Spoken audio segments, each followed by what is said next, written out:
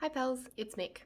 I cut all my nails, so please excuse my stubby little sausage fingers as you enjoy this week's video.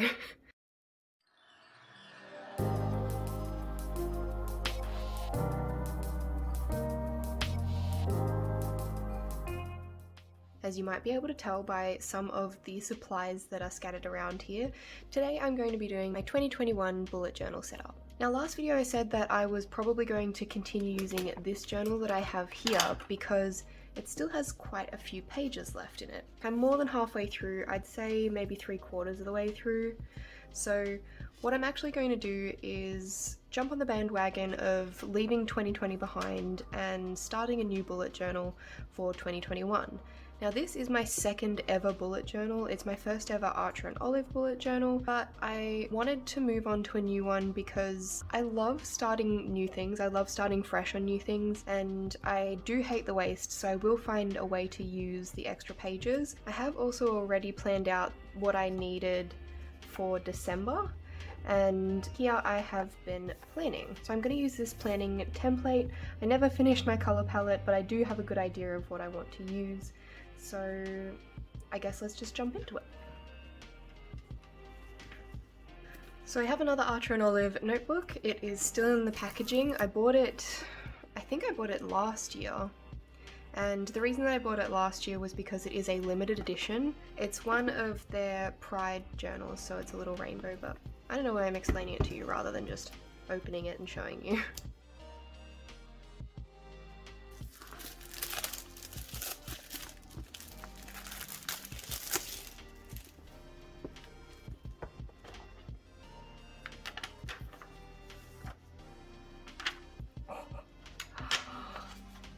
It's holographic.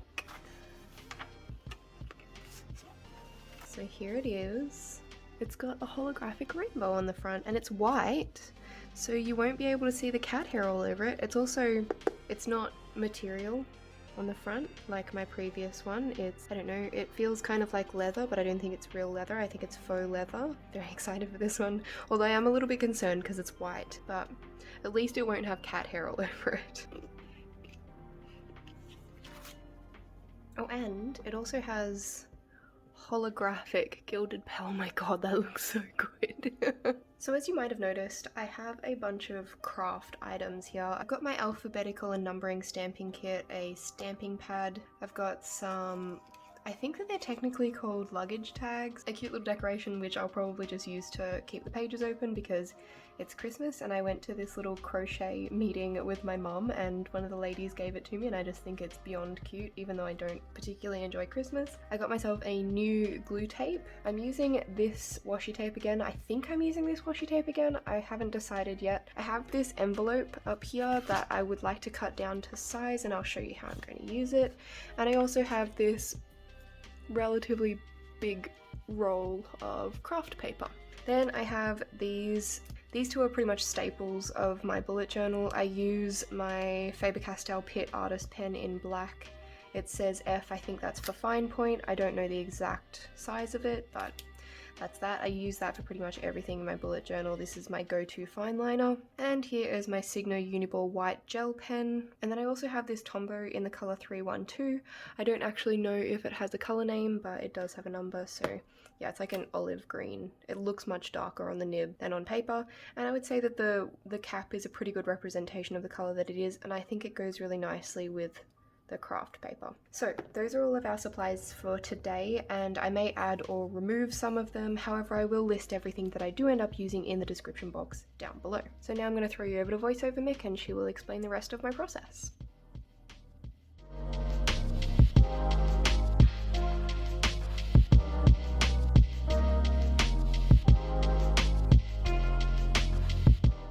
First and foremost, I wanted to use this envelope in particular because I just had this really good idea of what I wanted it to look like ever since I saw Amanda Rachley's gift list. She did it in one of her recent videos. I'll link it up in the right hand corner and in the description down below. But basically this little idea was the whole inspiration for the theme of this 2021 setup. I sort of wanted it to be like a packaging, crafty, scrapbooky sort of, I don't know, it doesn't really have a name. It lives in my head, and this is the best representation of it I can show you is just by letting you watch this video. So I put my key in this little envelope. I used one of the pages left over in my previous bullet journal. I used this little corner cutter that I have. I measured the existing corner and then I cut it into the same measurement, and then I just popped it in there for a minute while I show you these other things that I didn't know I was going to use, but I ended up including them. So first of all, we have these little circular labels. And then I also have these floral stamps and this other stamping kit that has other sort of label type stamps on it. I then glued down the envelope's flap so that it would stay flat, and I glued the piece of paper inside it, and then I used this stamp from that final stamping kit that I just showed you to put this little label for my key. Now, I was really annoyed with this because even though it's the first bit of ink I put on the page before I close the page, it still transfers.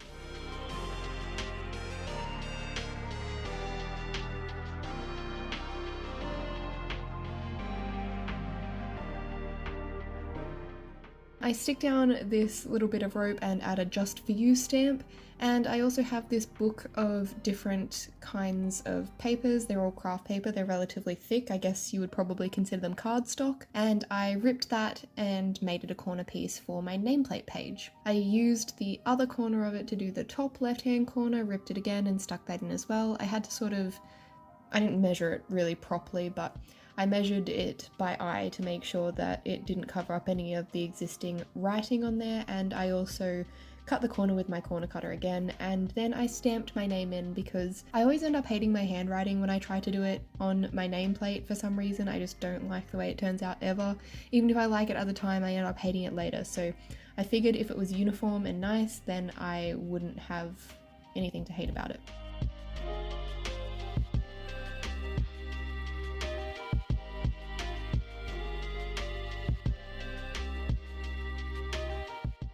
I always glue shut the very first page of my bullet journal. I find that in most notebooks, Archer and Olive included, that first page sort of just doesn't open properly and it sits funny and I don't like it. And also the very first page on the left hand side behind the nameplate doesn't have any dots on it, so I didn't want to use it. So my solution is just to tape it shut because I just think that that works better. It opens nicely onto the next one and there are literally no cons. I decided to make this my title page. On the right hand side I just have a cute little arrangement of craft paper, another label, and I did some floral doodles on it.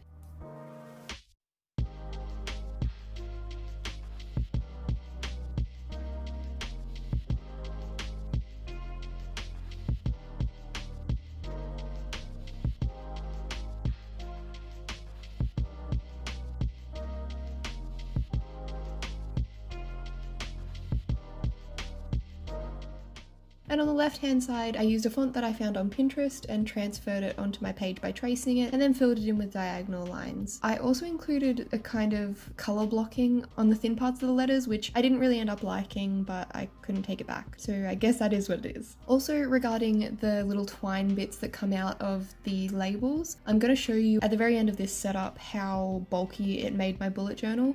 It's relatively bulky, and I think one of the ways that I can stop that, or at least reduce that, is by removing some of the twine from these because I really don't think they're necessary. So I might remove those when I actually start using this bullet journal.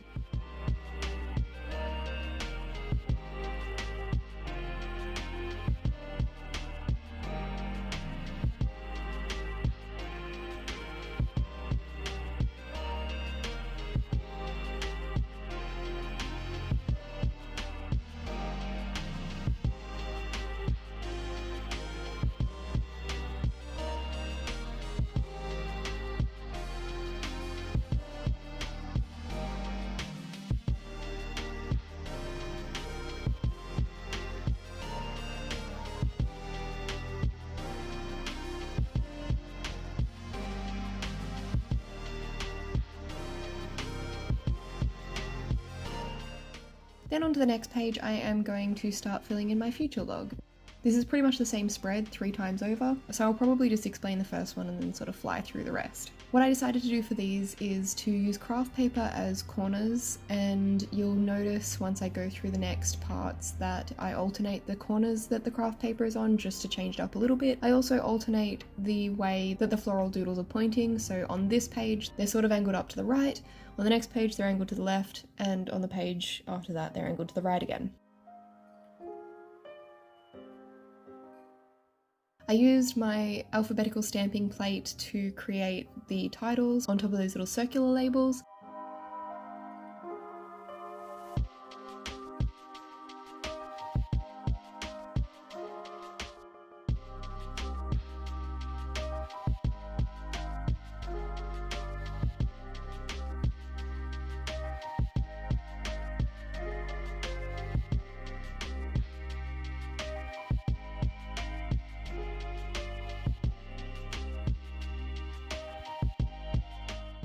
I also used this floral stamp to go along the bottom, but when I first had a look at it, it looked really condensed and I didn't trust that it would come out nicely. So I took one of my scrap pieces of paper from my previous bullet journal and I did a little test run on there.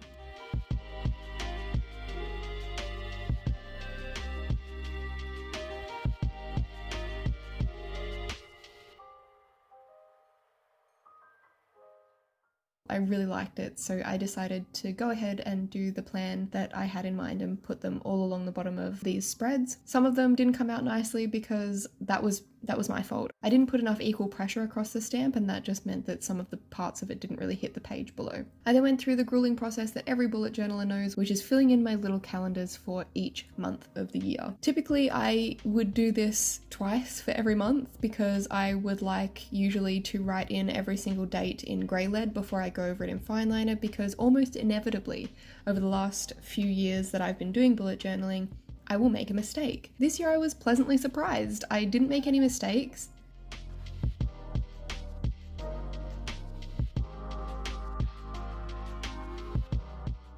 And I also didn't pencil in every single number. As you can see when I flip the page here, I only did the first and last day of every week and the first and last date of each month. For me, it really worked because, as I said, I didn't make any mistakes. Then once I had finished filling in all the numbers, I decided to go over the days of the week with my Tombow dual brush marker.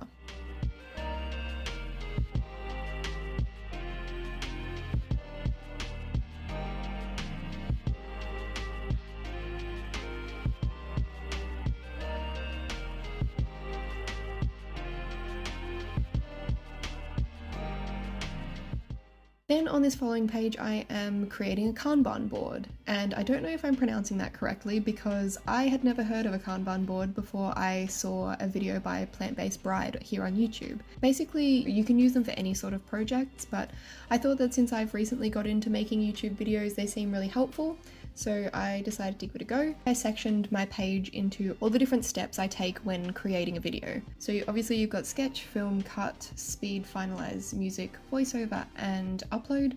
Now there are a couple of steps included in each of those, but I have a good idea of what they mean and how they're categorized, so I know how to use them, but these are highly personalizable and you can do yours however you would like.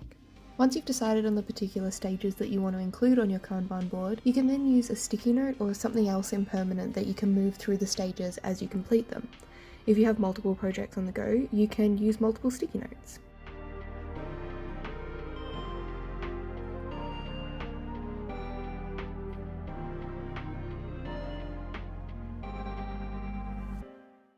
I also just wanted to give you a little bit of a preview, I guess, of how I was doing my titles. I could have maybe just copied the font just by looking at it, but I wanted it to be a little bit more uniform than that. So what I did was I went and found a font on Pinterest that I liked, and then I just used this regular printer paper to trace over it. Once I'd done that, I scribbled on the back of it, and that basically creates a deposit of graphite that I was then able to lay down back on my bullet journal. If you trace back over it again, it transfers that graphite on the back of the page onto the bullet journal. This leaves you with a kind of stencil, and you can then, finalize that with fine liner, or if it needs to be moved, it is erasable. The one thing that I didn't like about this method was that although it is erasable, if you press too hard, which I did, so that's kind of my own fault, but if you press too hard, it basically just means that there will be an indent left on your page, and indents aren't so erasable.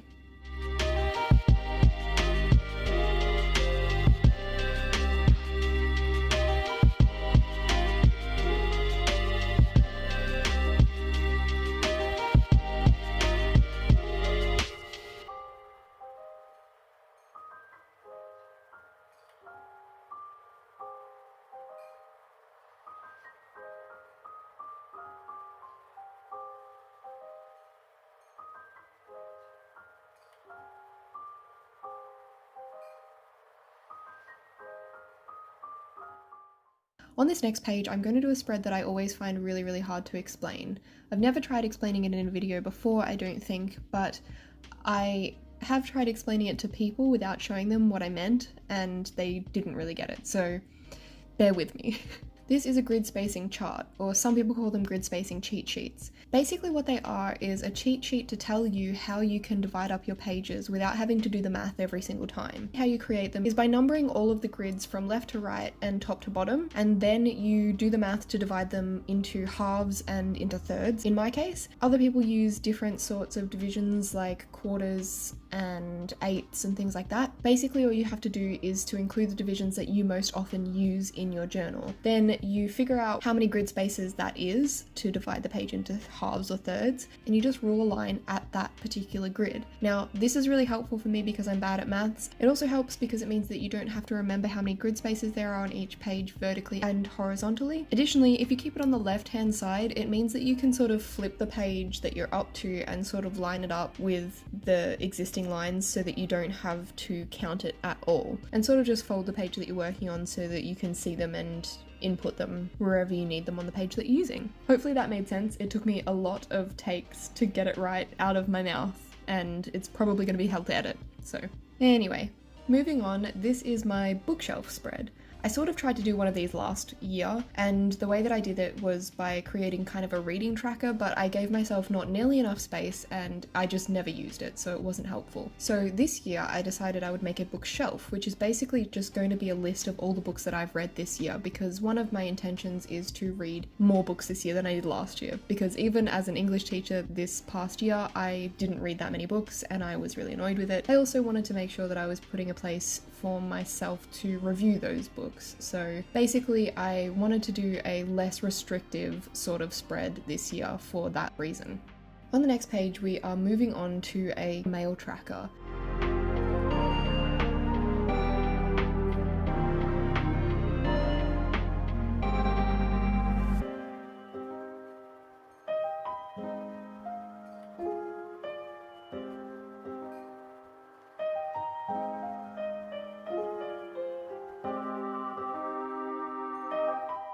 And basically I'm just using the title waiting on, and then I've sort of created a spreadsheet below where I will list the item, the date that I ordered it, whether or not it's been shipped, how much it cost, and the date that I received it. Then I realized that I made a mistake with the spreadsheet and I cleaned it up using my white gel pen, which was actually the only reason that I used my white gel pen all the way through this setup, which tends to be the case. I don't often use it for decorative purposes at this point. I usually use it to clean up mistakes because I make a lot of them, and I'm surprised I didn't make more of them during this, but yeah. On my next page I have some spaces for media recommendations. I have a really bad memory, so whenever somebody tells me to check out a particular book, movie, TV show or podcast, I usually forget about it. So this year I've decided to create a media page where I can jot down all of the movies, TV shows, books and podcasts that I plan to watch during the year.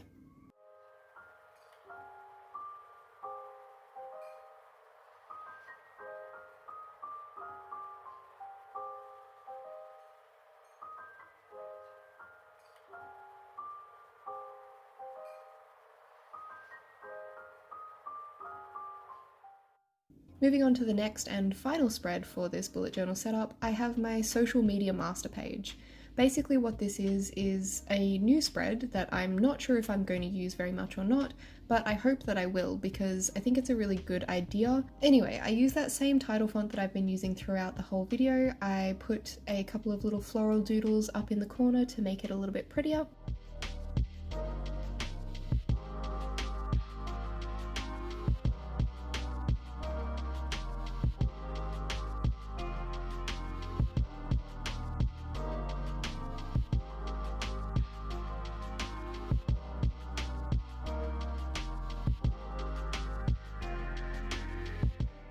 And then I cut down this envelope to size so that it fit on the page, and I decided that I wanted it to take up the whole page so that it didn't need glue at the bottom so that my notes wouldn't get stuck in the envelope because this is sort of just like an extra little folder so that if I'm out and I've forgotten my bullet journal or for some reason I'm not writing in it, I can take those out and put it into this little envelope. And in those notes, I will probably just include the finer details of any ideas that I have, which I have a section for on this other page on the right here.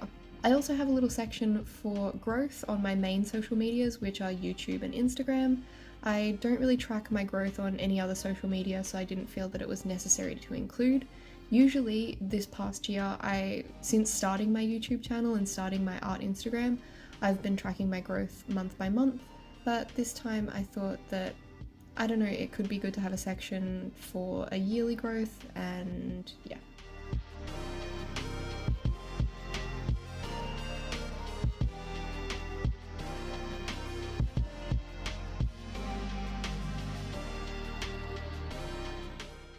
Now, just before we do the final flip through, I have a quick display for you of how bulky my journal is. It's pretty bulky, but I think it'll be okay, and if it's not, like I said, I'll just probably take out that twine if it starts to bother me.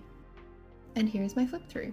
If you like this video, please remember to hit the thumbs up, and if you didn't like it, feel free to hit the thumbs down. I don't mind. I understand that different people have different opinions, and that's okay.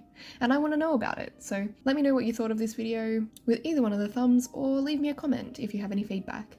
Also, if you enjoy my videos in general, please subscribe. I would really appreciate it. And if you were to subscribe, you should probably then also click on the bell button and ask for all notifications so that you actually get notified when I upload.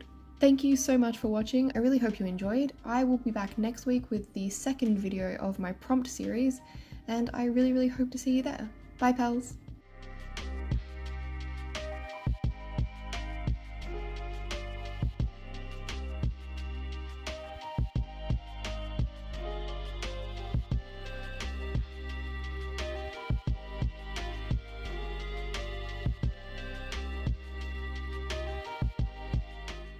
I'm really particular with these strings. They have to be like perfect every single time, and I don't know, it's like a neurotic thing that I have. They have to be perfect, and I hate when they're not, so that's why that took so long.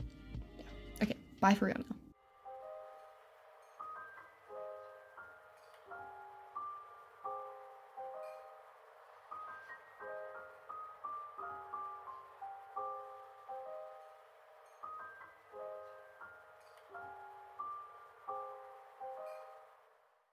Oh, wait, no, not bye for real. See the little smudges on the front of this? I actually just ran over it with my kneadable eraser and it came off really easy. So all the concerns I had about this journal getting dirty is like irrelevant, which is great.